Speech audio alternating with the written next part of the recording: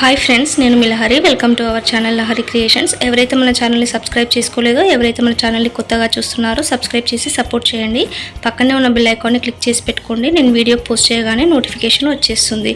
ఈరోజు నేను చూపించబోతున్న recipe paneer butter masala curry friends. దీనికి కావాల్సిన పదార్థాలు, ingredients: paneer, tomatoes, onions, coriander leaves, mint leaves, green chillies, cashew nuts, masala spices, curd, ginger garlic paste, red chilli powder, turmeric powder, coriander powder, garam masala, salt, oil.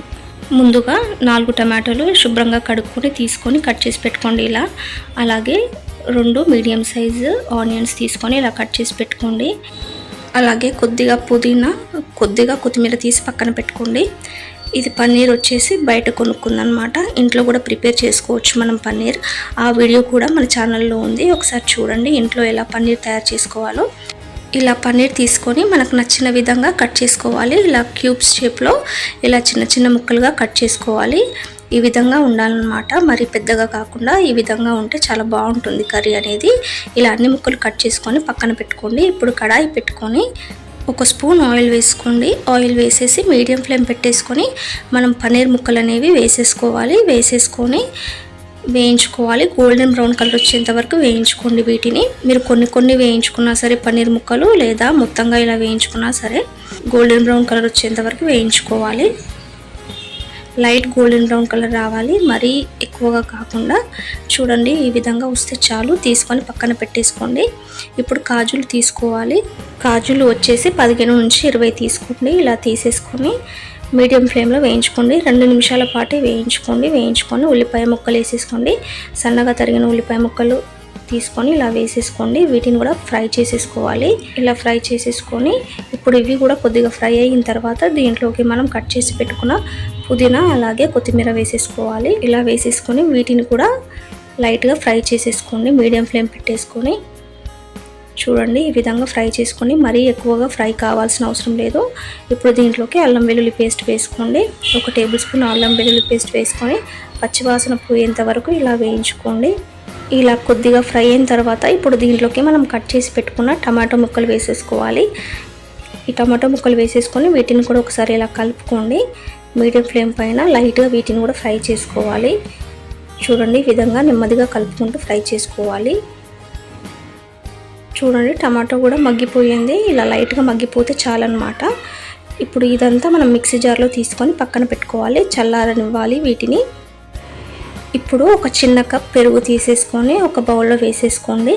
ఇలా ఒక bowl తీసుకొని ఒక చిన్న సైజ్ కప్ అంత పెరుగుని తీసుకొని వేసేసుకోండి. బాగా బీట్ చేసుకోండి. దీన్ని మంచిగా ఇలా రావాలన్నమాట కన్సిస్టెన్సీ. చూడండి ఈ విధంగా వచ్చేంత వరకు బీట్ చేసుకోవాలి. ఇప్పుడు దీంట్లోకి 3 టేబుల్ స్పూన్ల కారం పొడిని వేసుకోవాలి. అలాగే 2 టేబుల్ స్పూన్ల ఉప్పుని వేసుకోండి. 1 టేబుల్ స్పూన్ ధనియాల పొడిని వేసుకోండి. వేయించి కొట్టుకున్న ధనియాల పొడి, 1/2 టేబుల్ స్పూన్ గరం మసాలా, కొద్దిగా పసుపు వేసుకోవాలి. ఇప్పుడు దీన్ని మొత్తం ఇలా బీట్ చేసుకోండి. మళ్ళీ ఇలా స్పూన్తో అయినా సరే బీటర్తో అయినా సరే బీట్ చేసుకోండి. ఇలా రావాలన్నమాట మనకు కన్సిస్టెన్సీ. చూడండి మొత్తం పెరుగులో ఇలా కలిసిపోవాలి. మసాలా అంతా పెరుగులో కలిసేంత వరకు ఇలా కలుపుకోండి.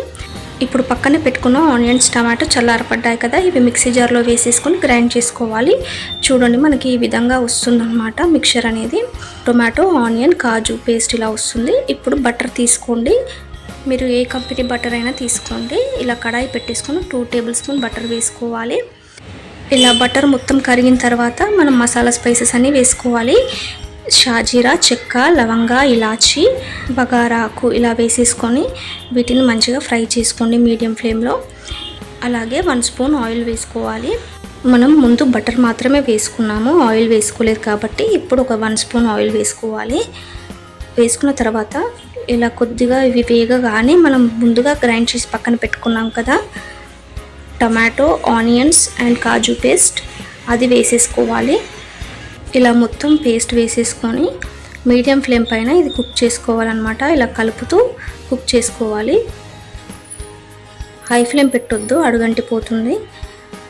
ఇప్పుడు పక్కన మనం బౌల్లో మసాలా పేస్ట్ ప్రిపేర్ చేసుకున్నాం కదా, అది కూడా వేసేసుకోండి. అది కూడా వేసేసుకొని మంచిగా ఇలా కలుపుకోండి, అంతా కలిసేలాగా. లో ఫ్లేమ్ పెట్టేసుకొని ఇలా అంతా మిక్స్ చేసుకోండి, ఈ 2 మిక్స్ అయిపోయేలాగా.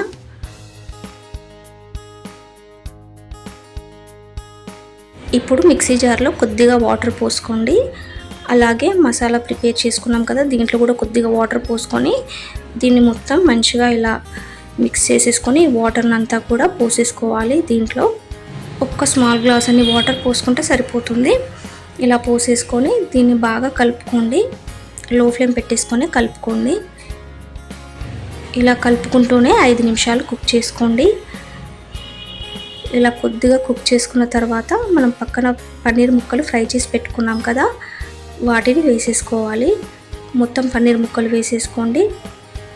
ఇలా పన్నీర్ ముక్కలు వేసుకున్న తర్వాత ఒకసారి కలుపుకోవాలి. ఇప్పుడు దీంట్లోకి మనం కాజులు వేసుకోవాలి.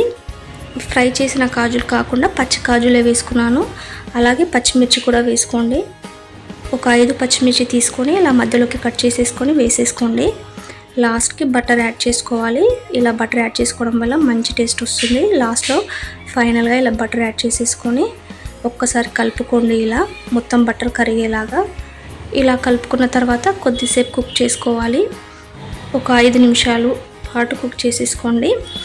చూడండి కలర్ కూడా చాలా బాగుంటుంది. ఇంకా మనకి స్టవ్ ఆఫ్ చేసిన తర్వాత కలర్ అనేది చేంజ్ అవుతుంది. ఇప్పుడు కొద్దిగా కొత్తిమీర వేసేసుకోండి. ఫైనల్గా సన్నగా తరిగి పెట్టుకొని ఇలా వేసేసుకోండి.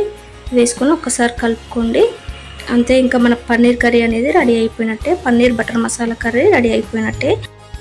ఇలా ఒక 5 నిమిషాల పాటు కుక్ చేసుకున్న తర్వాత కొద్దిగా కర్రీ అనేది దగ్గర పడిపోతుంది. దగ్గర పడిపోయి ఆయిల్ అనేది పైకి తేలుతుందన్నమాట.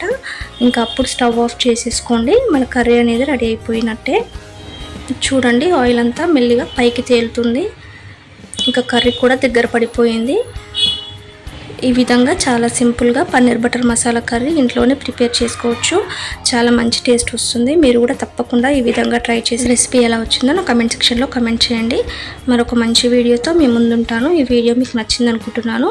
నచ్చితే మాత్రం లైక్ చేయడం, షేర్ చేయడం, సబ్స్క్రైబ్ చేయడం అస్సలు మర్చిపోవద్దు.